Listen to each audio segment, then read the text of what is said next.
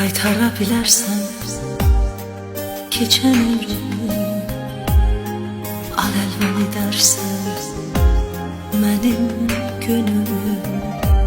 Sanki ayrı dünyanın içindəyik biz, pərişan qalıbdı bizim sevgimiz.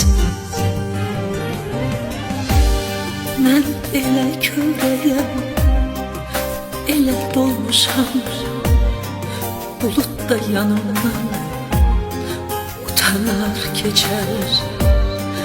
Mənə gülüm demə, artıq soğumuşam, qurumuş gülləri de görüm kim seçər.